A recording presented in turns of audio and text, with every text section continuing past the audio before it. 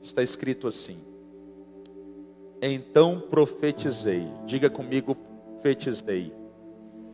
Mais forte, profetizei. Como se me deu ordem. E houve um ruído enquanto eu profetizava. E eis que se fez um reboliço. E os ossos se achegaram, cada osso ao seu osso. Quem pode, diga amém. Está cortando, verifica aí para mim, Isaac. Está cortando, tá? Amém. O tema da mensagem desta manhã é autoridade profética. Quantos querem exercer a autoridade profética? Levante a sua mão. Glória a Deus, amém. Você pode estender as suas mãos para cá. Alguém me perguntou: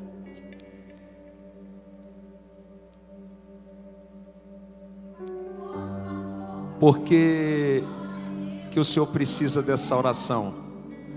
Porque em muitos momentos na vida de um pregador, a alma dele tenta falar aquilo que só Deus deveria falar.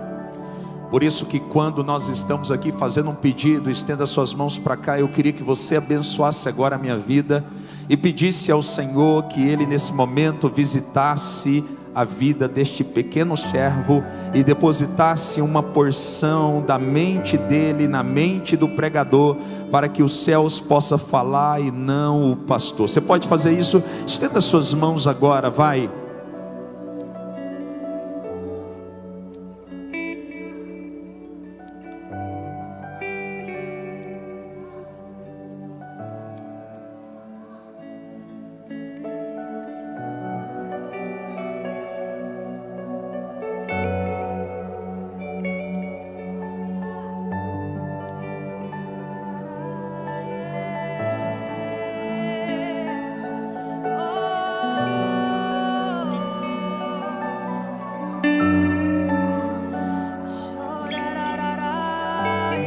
Espírito Santo, nós estamos agora lhe fazendo um pedido.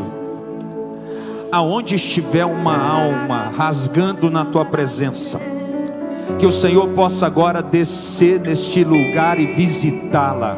Espírito Santo, nós temos uma sede, sim, nós temos uma fome de justiça.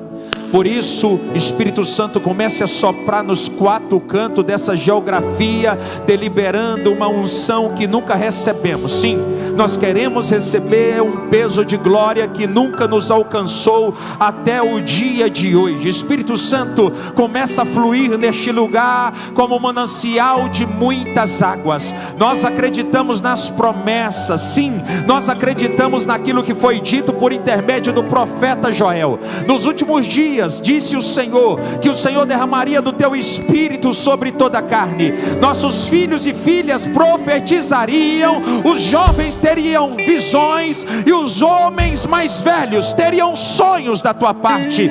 Por isso, Espírito Santo, comece agora a liberar uma porção nova sobre este lugar. Aonde estiver um homem faminto, supra a sua fome. Aonde estiver uma alma com sede, que o Senhor possa liberar a água da vida sobre este lugar.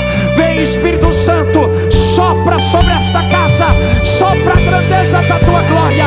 E nós lhe fazemos um pedido, que qualquer demônio que estiver intencionado a fazer algo contra esta casa, em nome de Jesus, seja queimado agora pelo poder da tua palavra.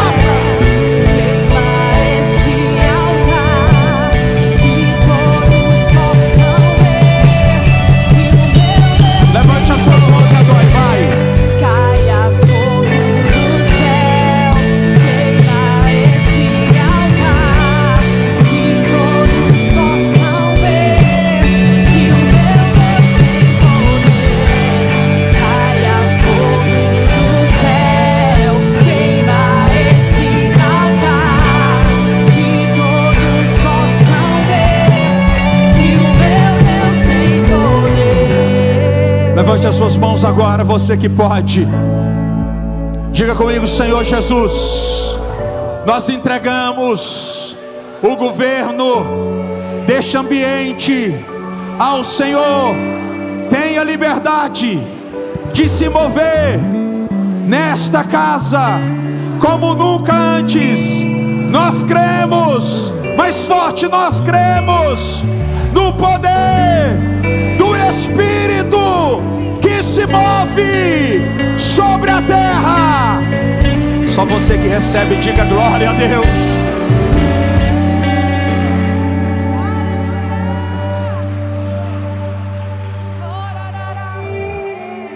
Escute, me dê tua atenção.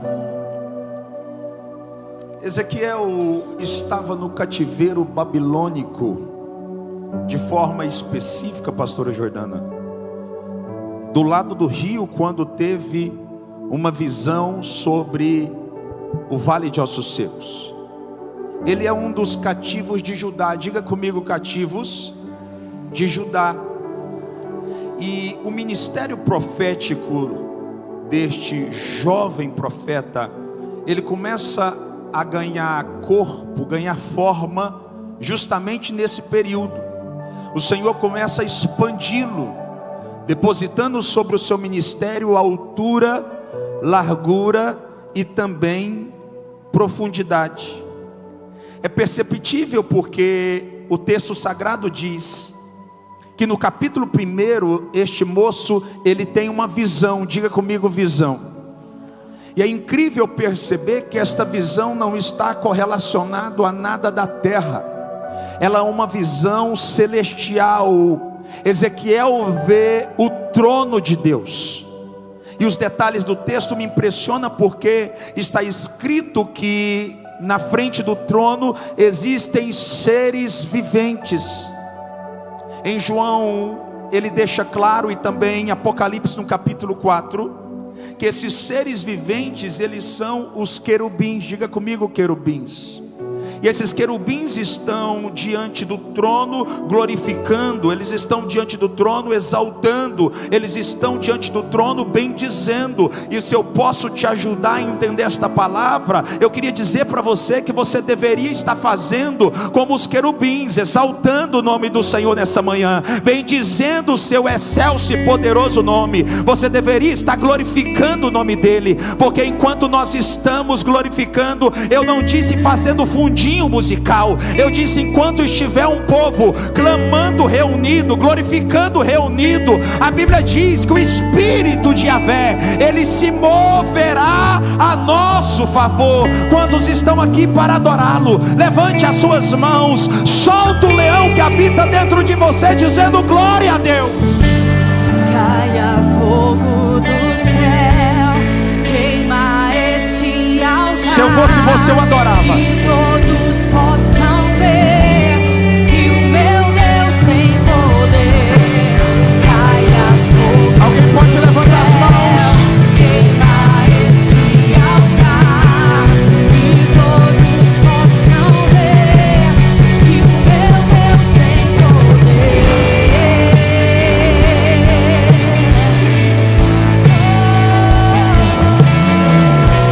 Escute, segura aí, Vivian. Em Apocalipse no capítulo 4, João vai dizer que cada querubim, ele se apresenta com uma face. Diga comigo, face. O primeiro querubim, ele tem cara ou face de leão. O segundo querubim, ele tem a faceta de um boi. O terceiro querubim, ele tem cara de homem. E o quarto e último querubim, ele é semelhante às águias.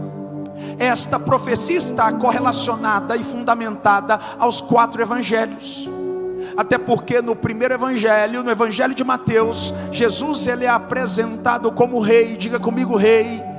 É por isso que quando Mateus, ele vai apresentar Jesus com a sua genealogia, ele está querendo comprovar a sua divindade.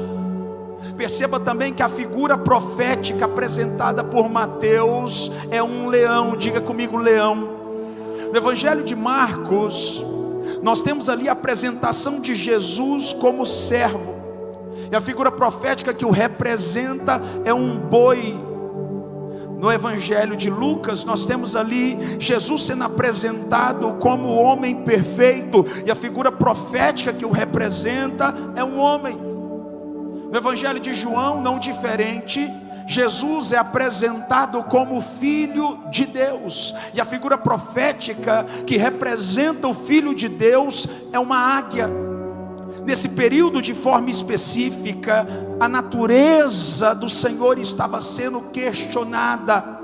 A divindade de Jesus estava sendo afrontada pelos homens. É por isso que João faz questão de escrever por 7 vezes o apresentando como eu sou, como parte integrante da Trindade. É por isso que em João, no capítulo 10, no versículo 11, vai dizer: eu sou o bom pastor, e o bom pastor é aquele que dá a vida pela ovelha. Em João, no capítulo 10, no versículo 9, está escrito: eu sou a porta. Em João, no capítulo 10, no versículo 17, está escrito: eu sou a luz do mundo. Em João, no capítulo 6, no versículo 35, está escrito: eu sou o pão da vida. Em João, no capítulo 6, no versículo 48, João vai reforçar que Jesus é o pão da vida, dizendo pela segunda vez: eu sou o pão da vida. Em João, no capítulo 6, no versículo 51, também está escrito: eu sou o pão vivo, aquele que desceu dos céus. Em João, no capítulo 14, no versículo 6, está narrando a história, dizendo: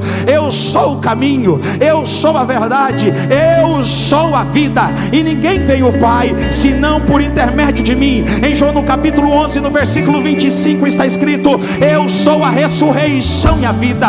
Em João, no capítulo 15, no versículo 1, também está narrando, dizendo: eu sou a videira verdadeira, e o meu Pai o agricultor. Só quem está me entendendo, diga glória a Deus. Declare, vai. Por Ele que eu estou gastando a minha vida. Você está aqui, declare, vai. Perdendo tudo por amor e com alegria, dono dos meus dias. Quem pode declarar? E é Ele, por Ele que eu estou gastando a minha vida. Ele segura aqui. Tem gente que ainda entra na casa do Pai achando que nós estamos fazendo fundo para pregação. Nós estamos numa guerra. Quem está me entendendo, diga glória a Deus. Enquanto nós estamos cantando e adorando, cadeias estão sendo quebradas, livramentos estão sendo dispensados, providências estão sendo liberadas sobre a sua casa. Não é um fundinho musical para que as suas emoções sejam tocadas. Não, não, não. Nós estamos levantando um brado para dizer aos céus: nós acreditamos no poder de Deus. Se você entende essa palavra, levante as suas 2 mãos e adore ao Senhor.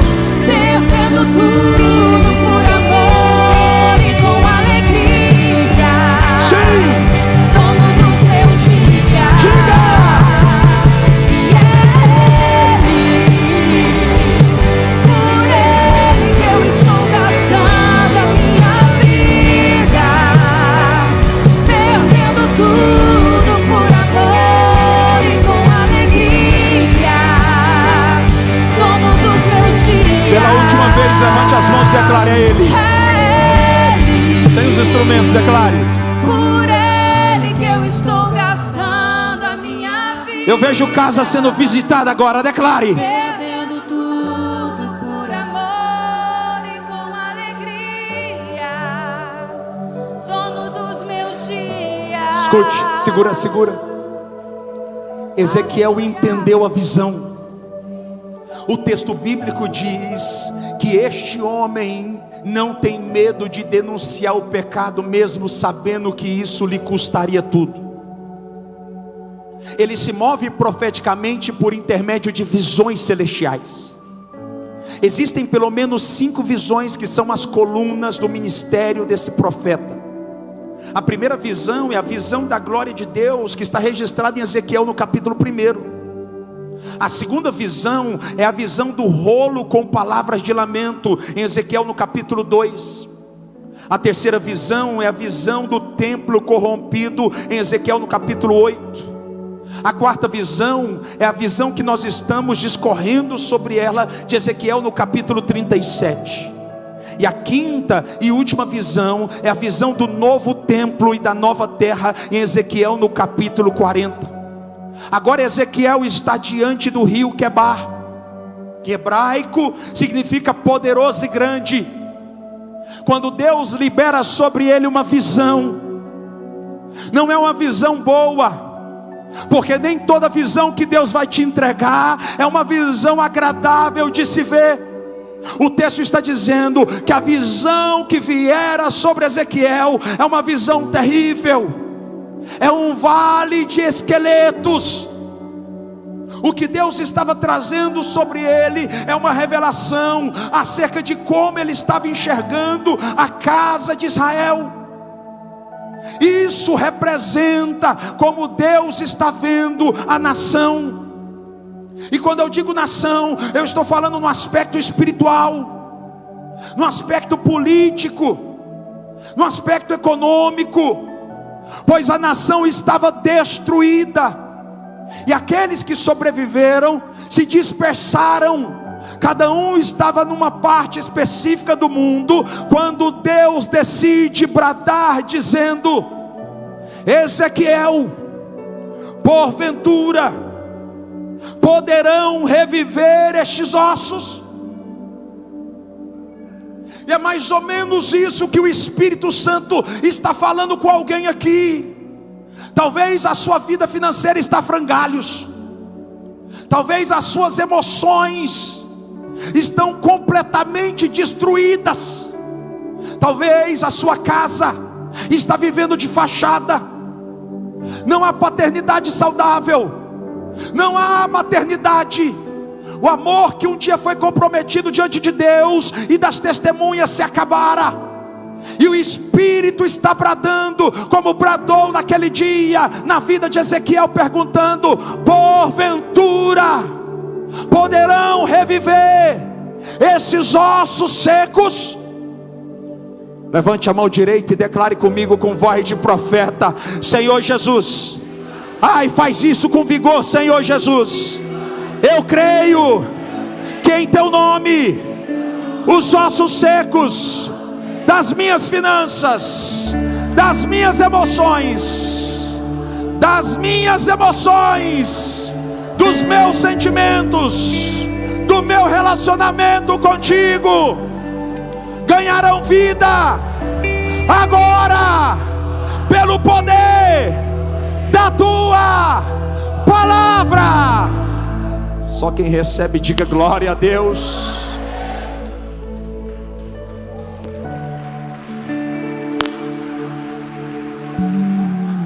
Escute, preste atenção nisso.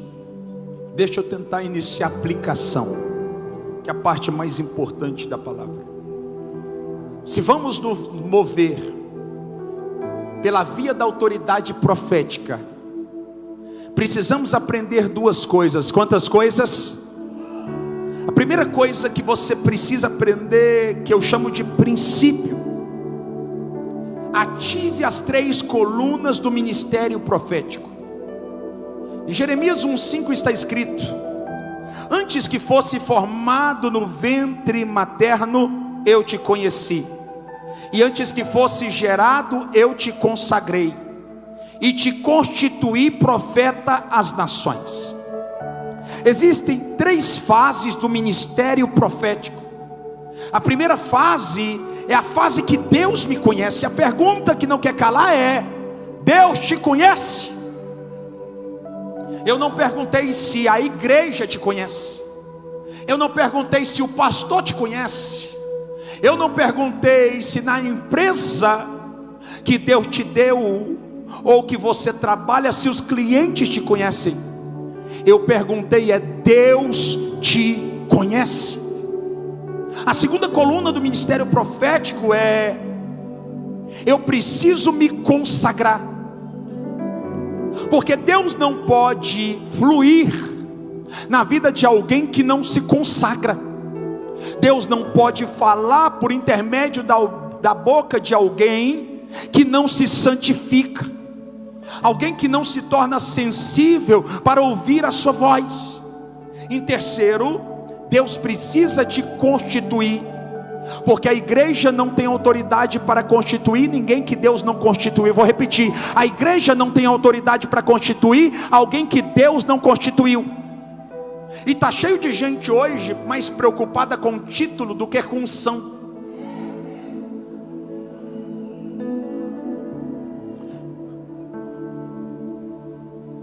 Efésios 4:11. Uns foram chamados para apóstolos, outros para profetas, outros para evangelistas, outros para pastores e outros para mestres. Só que de repente, em João no capítulo 11, a Bíblia diz que Deus estabelece um título maior do que todos esses 5 títulos. Ele chama Lázaro de amigo, para provar para mim e para você que para ter intimidade com Jesus não precisa de título. O que o Espírito está dizendo é: tem amigos que produzem mais intimidade do que apóstolos, tem amigos que produzem mais intimidade do que profetas, tem amigos que produzem mais intimidade do que pastores, porque para ter intimidade não precisa de título. Quem está aqui diga glória a Deus. Então as 3 fases do ministério profético é: ele precisa me conhecer, ele precisa me consagrar e ele precisa me constituir. A fase da constituição eu chamo de período de ativação ou habilitação. É quando Deus decide usar você. Só que o segundo princípio, e não menos importante, é entendermos o encargo profético. Entendermos o quê? Porque o encargo profético é como o profeta deve se mover. Jeremias capítulo 1, no versículo 10: ponho-te neste dia sobre nações, sobre reinos, para arrancares, derrubares, destruíres, arruinares, e se sobrar tempo, profeta, que não é bajulador, é profeta. Vou repetir: que não é bajulador, é profeta. Eu vou repetir: que não é bajulador, é profeta. Eu vou repetir: se sobrar tempo para edificar e plantar. Porque tem profeta que parece bruxo, cada 10 palavras, 9 é de motivação. E Deus está dizendo que o profético bíblico, ele vai mais gerar reposicionamento através da destruição, do que palavras que vão massagear o teu ego.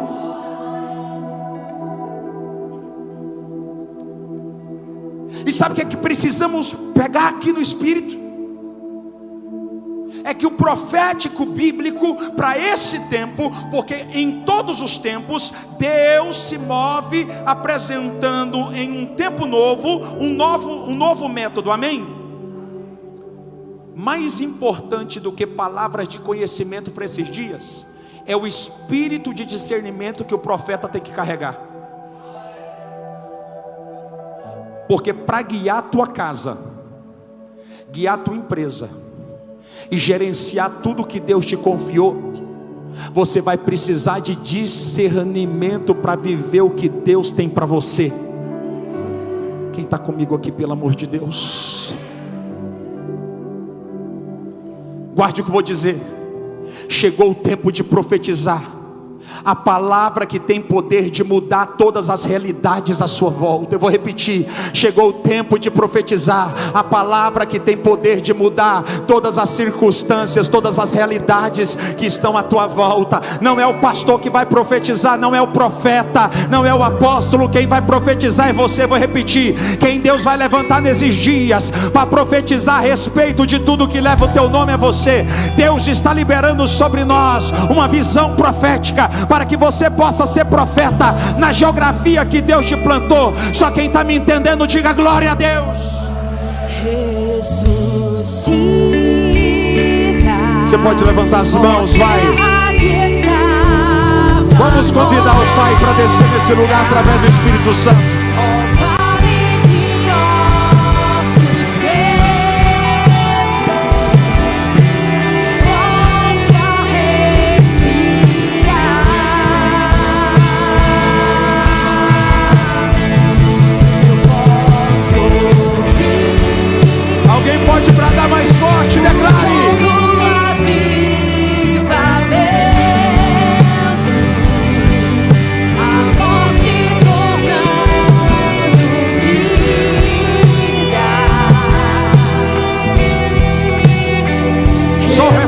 agora, vai, levante as mãos, todos que podem, tem saúde para isso. Diga, profetiza, vai. Vai, profetiza essa canção, vai. Ó terra que estava morta, Declare sobre a sua situação, vai. vale de Meu Deus, Ele está na casa, vai. Volte a respirar. Eu sinto a glória de Deus passeando neste lugar. Posso ouvir? Posso ouvir o som do avivamento,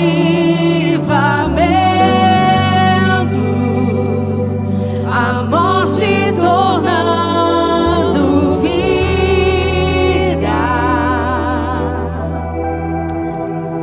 ressuscita. Fala para quem está do seu lado agora, aperta o cinto que nós vamos decolar, vai. Olhe para cá. De verdade, eu não perguntei e nem vou perguntar quem quer ser acelerado. Eu estou perguntando quem deseja viver a maior aceleração da sua vida. Levante a sua mão. 3 princípios vão fazer aqueles e aquelas que entenderem sair do deserto para viver a maior estação de aceleração da sua história. Primeiro princípio, profetize a palavra. O primeiro princípio, profetize a palavra. Ezequiel 37, então disse ele: profetiza sobre estes ossos, e dize assim a eles: ossos secos, ouve a palavra do Senhor. Pastor, o senhor não está entendendo. Eu sei que ossos secos representa tudo aquilo que eu não consigo mudar, todo ciclo que eu não tenho autoridade para transicionar, toda a realidade de crenças que eu recebi que eu não consigo ressignificar. Eu sei que ossos secos são realidades que eu não consigo modificar, por mais que eu me esforce. Mas eu queria te dizer, pastor, que eu já profetizei, eu já declarei, eu já proclamei, eu já liberei a palavra. Mas aqui o texto está sendo pontual em dizer: não é profetizar que vai mudar o quadro da tua vida, é profetizar a palavra de Deus. Porque tem gente que vai, se apresenta ao seu cenário de ossos secos e começa a vomitar a sua alma, começa a destilar aquilo que está nas suas emoções. E o profeta está dizendo: você não vai profetizar o seu lamento, as suas emoções, as suas dores. Você vai proclamar a palavra que é consumador da nossa fé. Quem está me entendendo, diga glória a Deus. Mateus capítulo 6, versículo 9 e 10. Os discípulos estão diante de Jesus. Estão diante de...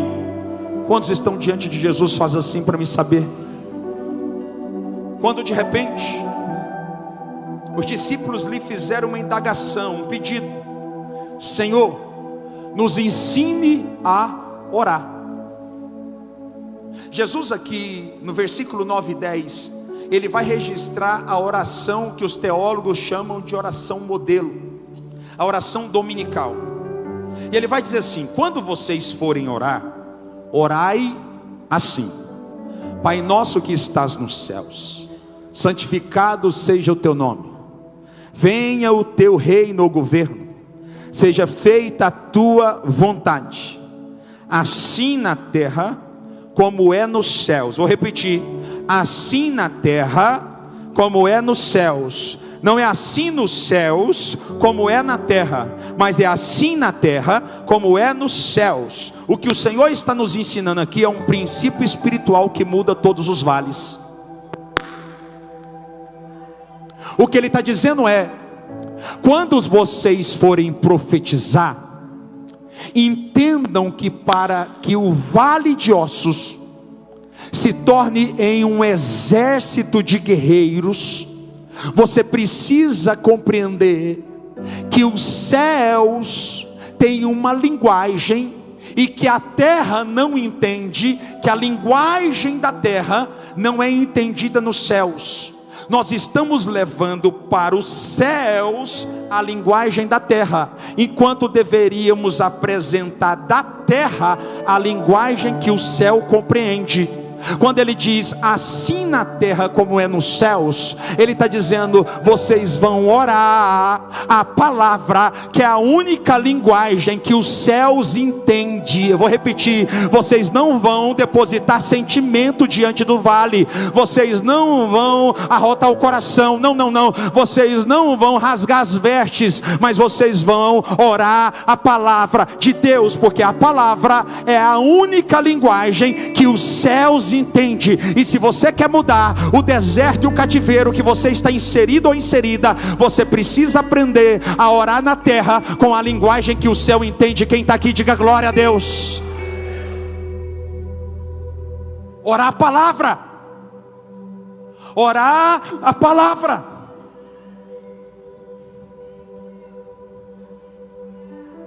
Quantos querem aprender a orar a palavra? Pastor, como eu preciso aprender, como eu preciso sair dessa situação.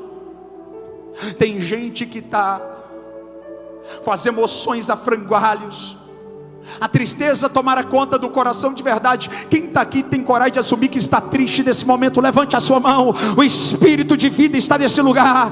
Deus vai visitar a tua tristeza agora, porque está escrito que na presença dele até a tristeza recebeu uma ordem: tem obrigação de saltar de alegria.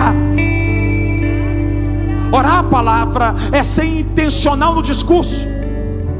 É alguém que está triste e que decide proclamar não aquilo que está no seu coração, mas aquilo que nasceu no coração de Deus. É alguém que está triste, levante as suas mãos e declara assim: Senhor, porque está escrito em Jó 8:21, que o Senhor encherá minha boca de riso e os meus lábios de júbilo. Eu creio nessa palavra, que a alegria do Senhor é a minha força. Em Ageu 2:8, alguém que está literalmente vivendo um período de escassez, ele entende o que é orar a palavra, e ele diz: minha é a prata, meu é o ouro, diz o Senhor dos exércitos, por isso não haverá falta de ouro na minha casa, não haverá falta de prata na minha casa, porque está escrito na tua palavra. É alguém que está doente, desesperado, pensando que vai morrer, que levanta as mãos e começa a profetizar, dizendo: verdadeiramente o Senhor levou sobre si as nossas dores e carregou sobre si as nossas iniquidades. O reputávamos por aflito,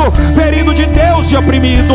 Ele foi ferido por causa das minhas transgressões, esmagado por causa da minha iniquidade. O castigo que me traz a paz estava sobre ele, e sobre as suas pisaduras eu creio, eu já fui sarado. Eu não serei, eu já fui sarado. É alguém que está sem paz na sua alma, e de repente ele entende que este vale pode ser modificado, não com uma oração sentimental, mas com uma oração movida pela palavra. E ele diz: está escrito na tua palavra, Filipenses 4:7, a paz de Deus, que excede todo entendimento, guardará a vossa mente e o vosso coração em Cristo Jesus. Levanta a mão direita e declare: é tempo de profetizar a palavra, a palavra, a palavra. Jesus, quero declarar teu nome. Só quem acredita vai, declare. Sobre toda alma e depressão, ansiedade e medo, saio agora. Clamo Jesus. Só quem acredita, vai, levante as mãos, não tenha preguiça, vai. Teu nome é cura, é poderoso. Ai, se eu fosse você, eu adorava. Teu nome é vida. Olha o que Deus vai fazer na tua vida essa semana, ó. Destrói cadeias, dissipa as trevas, vem Escuta. incendiar. O ambiente profético é capaz de fazer coisas que no ambiente convencional você jamais poderia viver. Só quem tem saúde, quem não tem não precisa, porque precisamos adorar o Senhor também com o nosso corpo. Levante as suas duas mãos e declare: seu nome é cura. Teu nome é cura, é poderoso. Enquanto você adora, eu creio, o Espírito está se movendo. Teu nome é vida.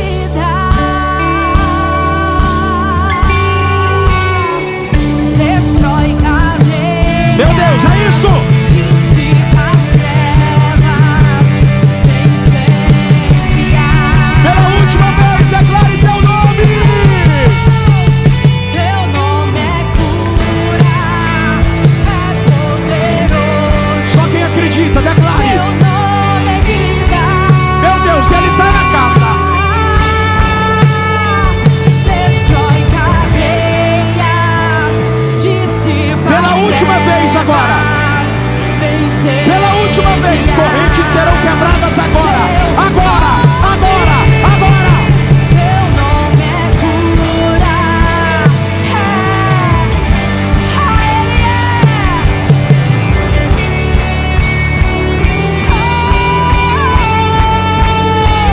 destrói cadeias, dissipa as trevas, Segura. incendia. Por que eu tenho que profetizar a palavra e não sentimentos da minha alma? Porque Isaías 55:11 está descrito: porque toda palavra que sair da sua boca vindo do Senhor não voltará para si vazia, mas cumprirá o propósito pelo qual ela foi liberada. É tempo de liberar a palavra. Só quem está aqui diga glória a Deus.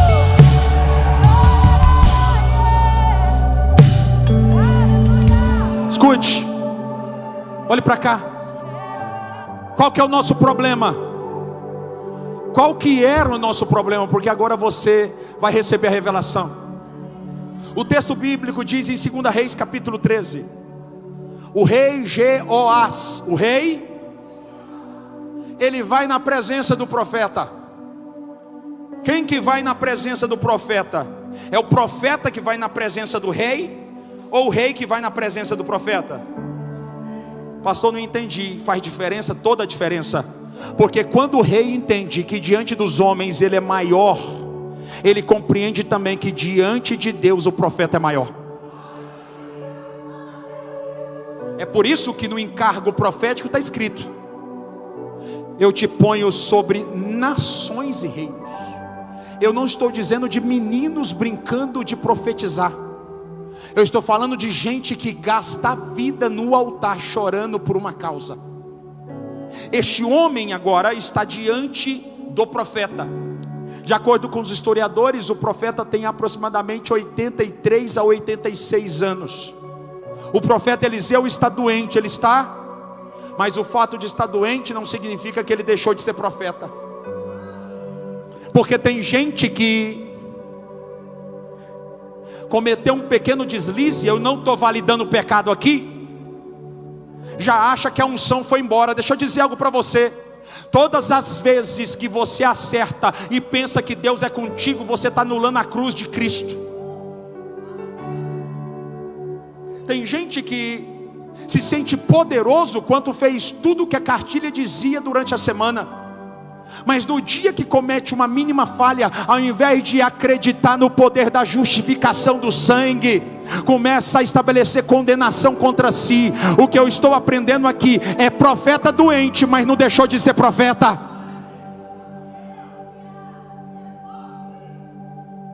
O profeta agora está diante do rei e o rei diante do profeta. Quando o profeta diz para o rei: pegue agora o arco, pegue a flecha e lance a flecha. Só que antes do profeta autorizar, ele coloca a mão sobre a mão do rei. Porque todo rei inteligente sabe que precisa de um profeta para dirigir a sua flecha. A minha empresa é a maior da cidade. Você não é nada. Se a flecha for mal direcionada, o castelo de areia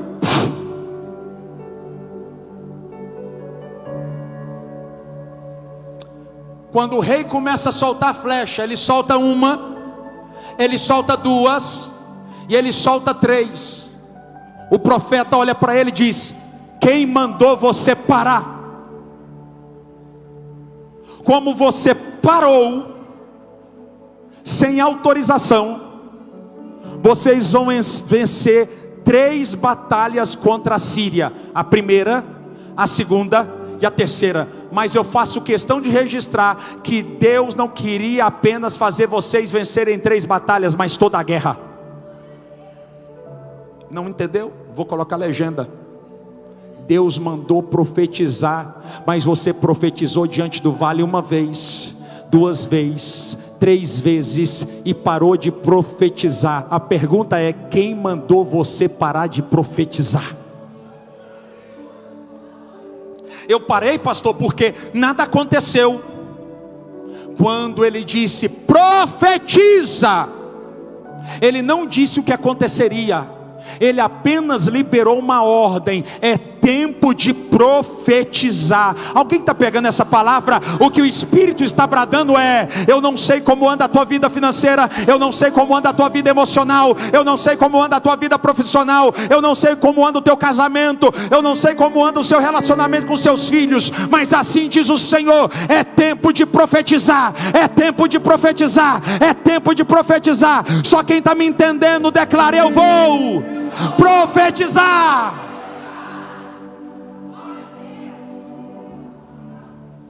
Você está comigo? Diga glória a Deus.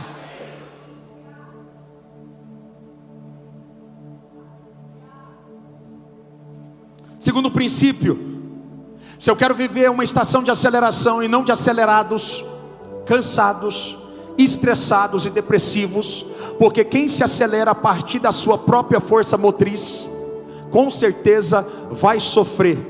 Mas quem é acelerado por Deus, esse vai viver a plenitude do seu propósito. Você está comigo aqui? O primeiro princípio é profetize a. O segundo princípio: se organize melhor. Eu disse se organize. Ezequiel capítulo 37, versículo 7. Então profetizei como o Senhor me deu ordem. A fase de profetizar já aconteceu. Ele já profetizou. Você está aqui? Agora o Senhor está liberando uma outra direção. E o texto vai dizer: e houve um ruído enquanto eu profetizava. Você está aqui? Porque quando você começar a profetizar, vai ter muito barulho de resistência, mas permaneça profetizando. E o texto diz: e houve um grande reboliço. Quantos acreditam que Deus nesses próximos dias vai fazer um grande reboliço na tua vida? Pega assim no Espírito, deixa eu dispensar uma palavra sobre você.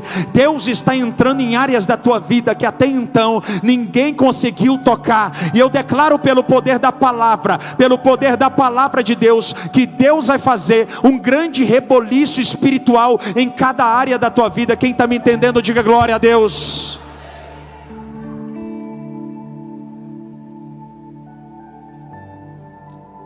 E os ossos se achegaram, cada osso ao seu osso. Vou repetir: cada osso ao seu osso. O que o Senhor está dizendo é: quando cada osso se encontrar ao seu lugar, o milagre vai acontecer. Vou repetir: quando cada osso se encontrar no seu lugar, um milagre vai acontecer. Pastor, qual que é o defeito de fabricação que muitos carregam? Tem muita gente esperando Deus fazer aquilo que Ele jamais irá fazer. Vou repetir: tem muita gente que é tão espiritual, mas tão espiritual, que está esperando o Senhor fazer coisas que jamais o Senhor irá fazer. Olhe para mim, Lucas 1,37. Porque para Deus nada é impossível. Para Deus... Qual que é o ambiente que Deus opera? Diga comigo: o ambiente da impossibilidade. Se Deus opera no ambiente da impossibilidade, quem que opera no ambiente da possibilidade? Diga: eu. Então você está esperando o quê para poder organizar as coisas? Alguém está comigo aqui? Porque se eu quero viver milagres, eu preciso preparar o cenário. Olhe para cá. É tempo de preparar o cenário para que Deus possa descer. É tempo de organizar aquilo que está desorganizado. Me leva para a palavra, me explica esse princípio na palavra, te ensino. O texto bíblico diz em João que haviam 5.000 homens. Quantos homens? Esses 5.000 homens têm uma característica: todos estão com fome, todos estão. E a Bíblia diz que eles estão em pé, eles estão. Quem é casado aqui? Mulher, quem é casada? Você já viu homem com fome ficar sentado? Fica agoniado, falando sozinho, rabugento e estragado. A Bíblia está dizendo que não é 50 homens que estão com fome. São quantos homens? 5.000 homens com fome. A primeira coisa que o Senhor faz é mandar sentar. Ele diz: senta todos os homens. E a Bíblia diz que a segunda coisa que Jesus faz é: separe de 50 em 50 e de 100 em 100. Olhe para cá, pelo amor de Deus. Jesus está prestes a fazer um milagre, e antes do milagre, Ele nos ensina um princípio, que o milagre é precedido pelo princípio da organização. Ele separa de 50 em 50 e de 100 em 100, porque Ele está preparando o ambiente para poder receber o milagre. Por que tem muita gente que não recebe o milagre? Porque o cenário está desorganizado e Deus não habita na desorganização. Alguém está comigo aqui para pegar essa palavra? Quem está comigo aqui, diga glória a Deus. Ele manda a multidão sentar, e depois que a multidão se assenta, Ele organiza e libera o milagre. Olhe para mim aqui. Tem coisas na tua vida que você não consegue organizar, sim ou não? Irmão, sim ou não? Tem coisas na tua casa que você não consegue organizar, sim ou não? Só que eu te garanto que tem muita coisa que você consegue, sim ou não? O que o Espírito Santo está dizendo é: aquilo que você pode organizar, você não vai começar na segunda-feira dia 16, você vai começar no domingo dia 15, porque aquilo que você não pode, eu vou organizar. Quem está comigo aqui? Olhe para cá, olha aqui, Gênesis capítulo 1, versículo 1 e 2. Quem está comigo aqui, diga eu. No princípio criou Deus os céus e a terra. A terra, porém, estava sem forma e vazia. Havia trevas na face do abismo, mas o Espírito de Deus estava lá. Está no original, mas o Espírito de Deus estava. Olhe para cá. O Espírito de Deus está no lugar sem forma, vazio e que tem trevas. Talvez essa seja a realidade da tua vida. Está tudo sem forma, está tudo vazio e tudo diante das trevas. Mas a Bíblia diz que o Espírito pairava sobre as águas. Pairava sobre. A pergunta aqui não é o que está desorganizado. A pergunta é: tem água aí? Porque aonde tem água, o Espírito se movimenta sobre as águas. Quantos tem água para poder ofertar no altar nessa manhã? Diga glória a Deus. Olha o que acontece aqui. O Espírito pairava, e de repente, tudo que está sem forma começa a receber forma da parte de Deus.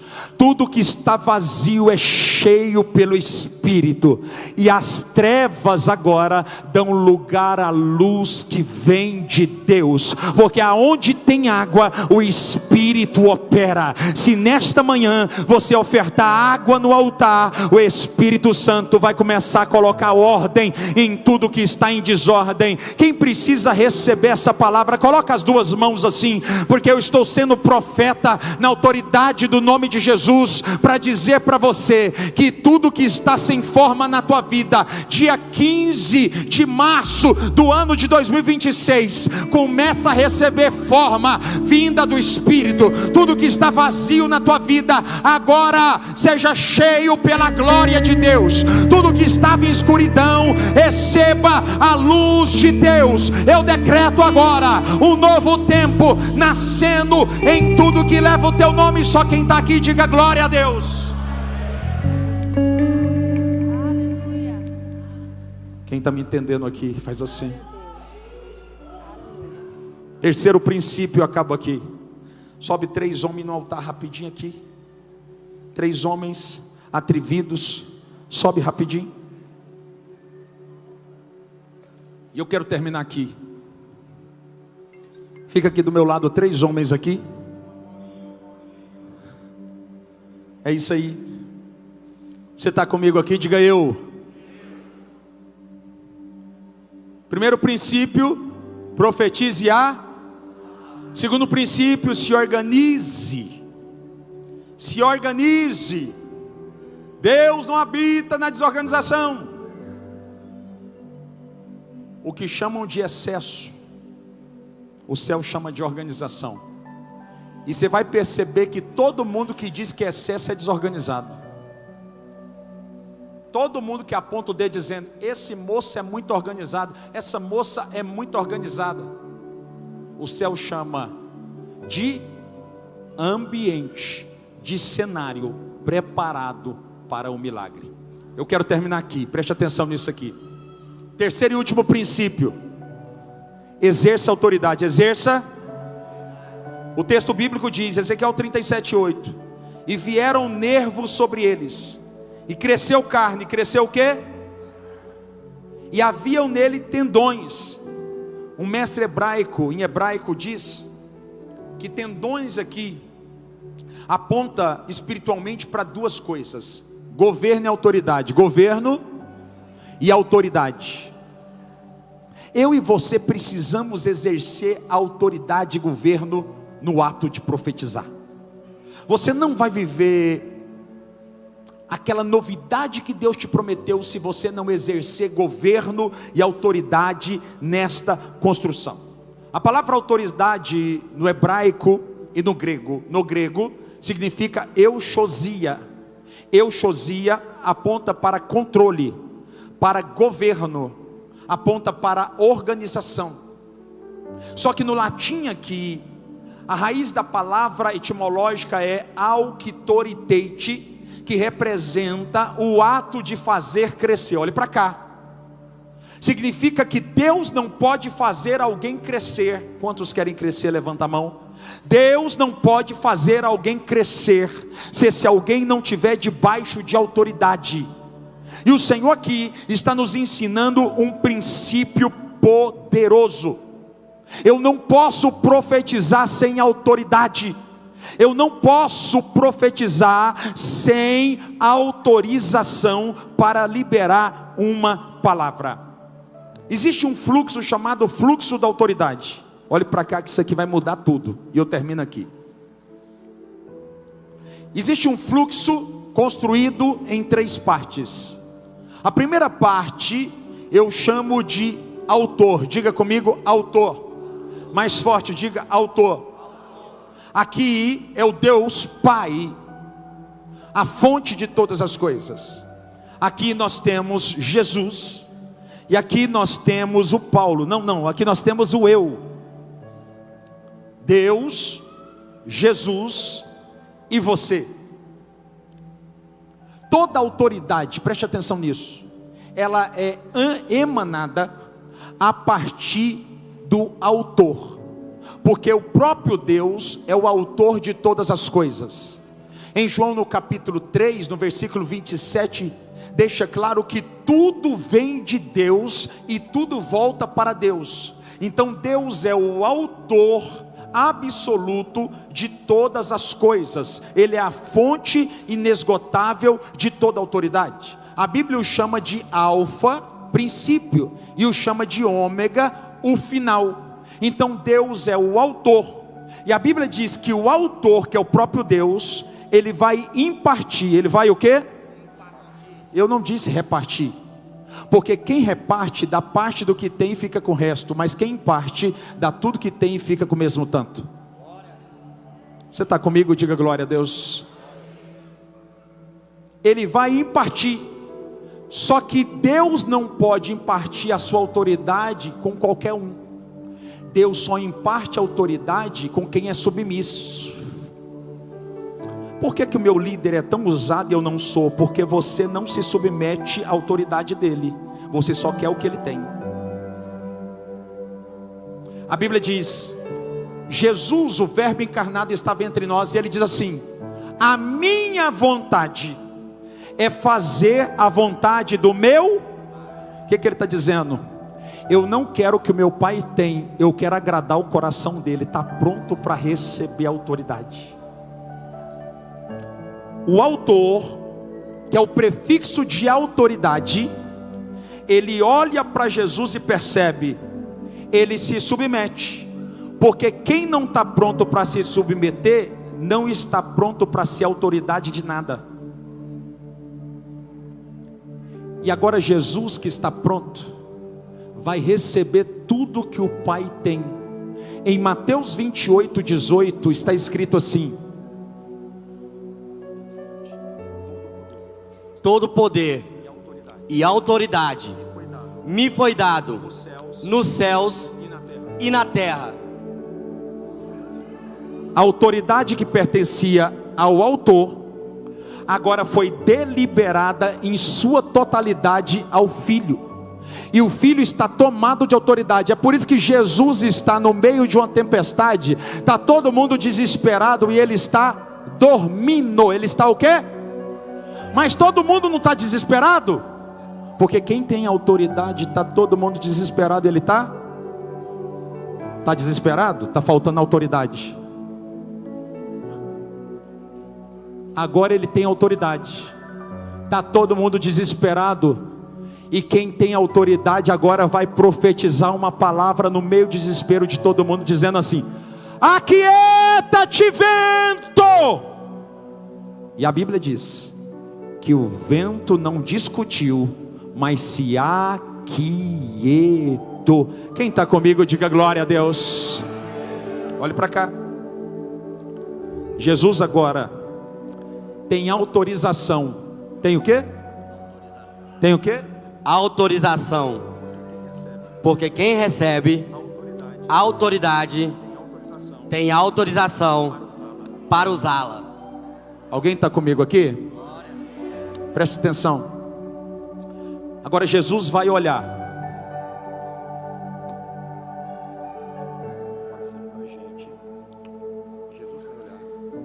Jesus vai olhar para a gente como eu, com defeitos, com limitações. Jesus vai olhar para a gente comum como nós. Ele é detentor de toda a autoridade do Pai. Sabe o que eu acho lindo em Jesus? Ele não represa nada nele. Agora ele vai olhar para a gente como você, e aqui vai cumprir o que foi profetizado em Lucas 10:19. Eis que vos dei poder e autoridade para pisar em serpentes, em escorpiões, e todo poder do maligno, e mal nenhum virá sobre você. Vocês têm a autoridade liberada por Deus. Se alguém entendeu, bem forte, diga glória a Deus. Escute aqui, pode aplaudir, vai. Fica aqui. Preste atenção aqui. Fica de pé e preste atenção para a gente terminar aqui. Esse é o fluxo da autoridade. Você não pode profetizar uma transição de vale se você não tiver autoridade. Pastor, por que eu falo, declaro, profetizo e nada acontece? porque você se move em sua própria autoridade, e você foi levantado por Deus para fluir na autoridade do Pai. Você está comigo aqui? Olha o que acontece com o apóstolo Paulo, Atos 9:2. E pediu Paulo carta para Damasco, para que ele fosse às sinagogas. Sabe para quem que Paulo está pedindo carta? Para o sumo sacerdote, que era a autoridade máxima da época. Quando Paulo chegava numa geografia, quem estava pisando na geografia não era Paulo, era o sumo sacerdote por intermédio de Paulo. Você entendeu? Quando você começar a orar a partir de hoje, não é a tua oração, é o sangue de Jesus que está cobrindo as suas palavras. Isso é tão poderoso, mas tão poderoso, que imagine comigo um caminhão bitrem numa grande rodovia. Eu disse um caminhão, e esse caminhão bitrem, ele tem uma característica, ele tem 26 rodas, e ele está carregando aproximadamente 50 toneladas. O motorista não é qualquer um, ele tem 2,10 metros, e o motorista está vindo em alta velocidade na rodovia. Só que lá na frente existe um moço, ele é pequeno, ele é franzino, só que ele está com um colete, com uma pequena lanterna. O caminhão bitrem em alta velocidade está chegando. O moço acende a lanterna, levanta as suas mãos e sopra o seu pequeno apito, e aquele bitrem, agora ele vai parar. Mas ele não vai parar, porque aquele moço é grande, porque aquele moço é forte, porque aquele moço é capaz. Ele vai parar, porque aquele moço tem a autorização de alguém maior do que ele. Por que a minha oração não funciona? Porque você está fluindo na sua própria autorização. E a partir de hoje, os vales de ossos sequíssimos se tornarão um grande exército, porque você vai usar a autorização que o Pai está dispensando sobre você. Quantos estão comigo aqui? Diga glória a Deus, vai. Pode descer, muito obrigado. Aplauda o Senhor na vida deles, vai.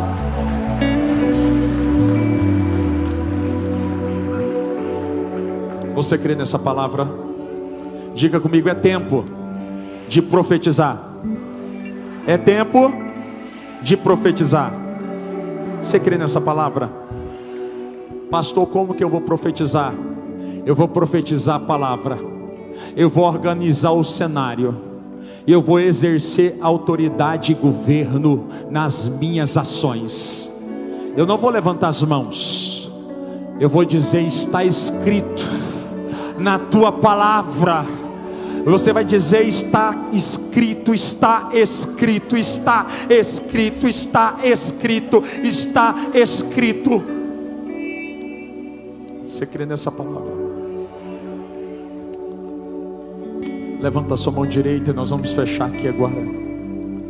Diga comigo: Senhor Jesus, eu creio que nesta manhã o Senhor está liberando sobre mim, uma nova medida de autoridade, de governo, para que eu possa liberar a tua palavra, que mudará cenários, ambientes, estações. Eu creio que a minha casa, a minha vida será acelerada por Deus, como nunca antes.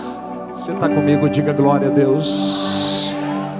Você vai sair daqui hoje debaixo desta sentença e desse decreto. Eu não vou orar pela tua casa hoje. Quem vai orar é pastor, ora. Não, hoje nenhum pastor vai orar aqui na frente. Nenhum pastor vai orar hoje aqui. Temos o hábito de orar, mas hoje quem vai entrar na tua casa profetizar,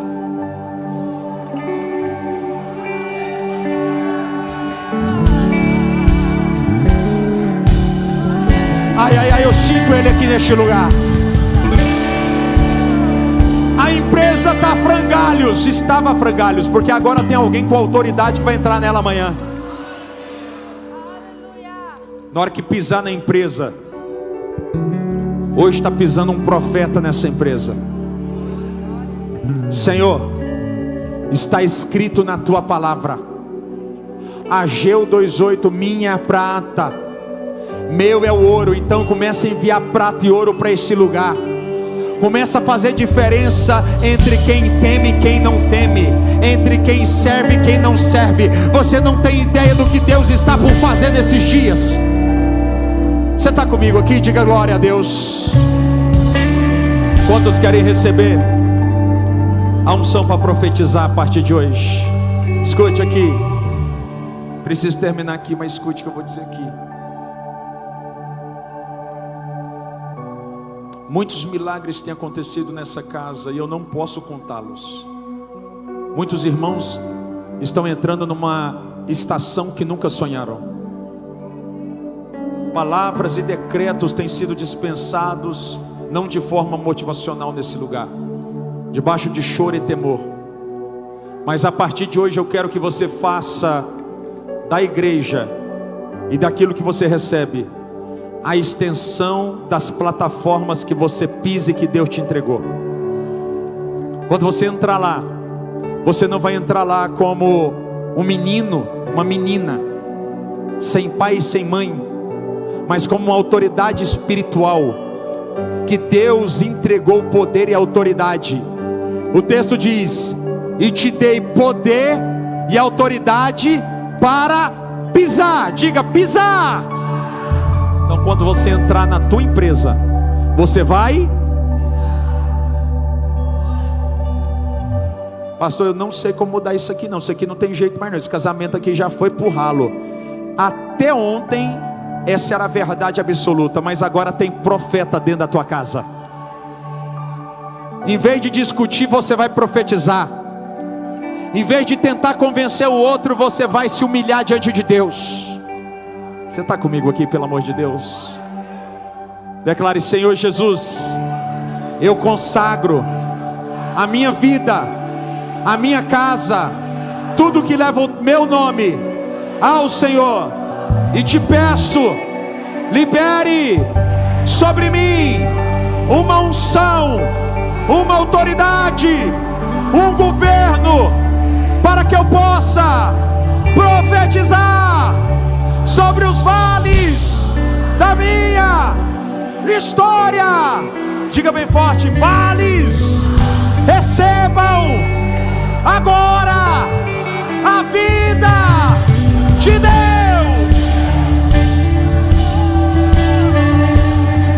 Teu nome é cura, é poder. Shedegai, Sokotoroba, Xarabá. Teu nome é vida. Último refrão, vai. Destrói cadeias, dissipa as trevas, vencer. Última vez pra gente encerrar. Levante as mãos, declare, vai. Você que pode, levante as mãos. Teu nome é cura, é poderoso. Teu nome é vida. Destrói cadeias, dissipa as trevas, incendia. Escute. Tem gente que me pergunta: você não tem medo de mexer com o demônio, não?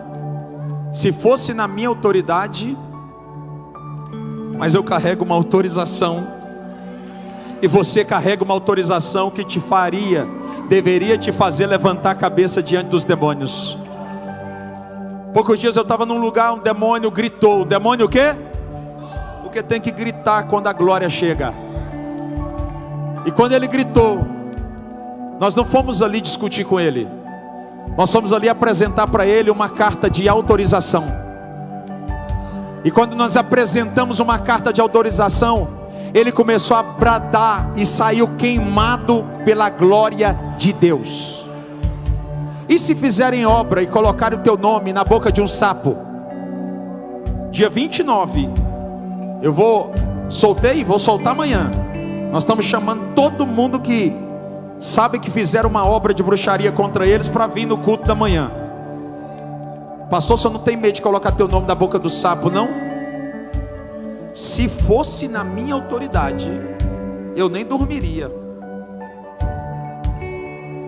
Mas existe uma carta que hoje está sendo entregue a essa casa, e você vai entrar em lugares que você nunca entrou. Posso dar uma última palavra aqui? As esposas, levanta a mão. Não falo por mim, mas pela via do Espírito.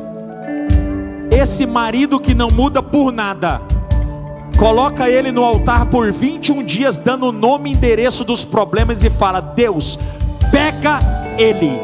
Você vai ver o que Deus vai fazer. Em vez de você ficar discutindo e fazendo ele se tornar inimigo seu dentro da sua casa. Alguém está pegando essa palavra aqui? Coloca a mão assim, vai. Essa semana as causas impossíveis vão se submeter à autoridade dos profetas que estão saindo dessa casa para profetizar. Amém? Coisa linda. Espírito Santo, nós entregamos agora a vida dos irmãos na tua presença. O autor impartiu a autoridade com o verbo encarnado de João 14. O verbo encarnado encontrou uma família de filhos submissos, e ele decidiu agora impartir a sua autoridade com esses filhos.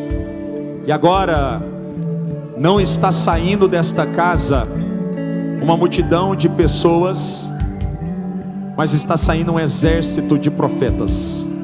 E eu quero declarar que na ousadia que o Senhor tem plantado dentro de mim, os profetas dessa casa profetizarão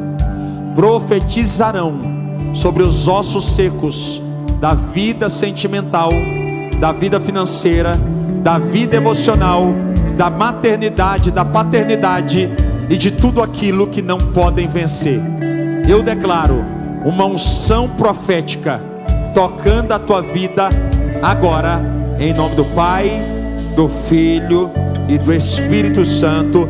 Bem forte, diga: eu recebo esta unção da parte de Deus. E que a graça do Senhor, o grande amor de Deus e as consolações do Santíssimo Espírito atinjam a tua vida de dentro para fora. Eu profetizo uma semana sobrenatural, uma semana extraordinária, uma semana em que os céus vão tocar na terra, em nome de Jesus. Quem pode aplaudir bem forte? Aplauda, vai. Deus abençoe a tua vida, vai, vai.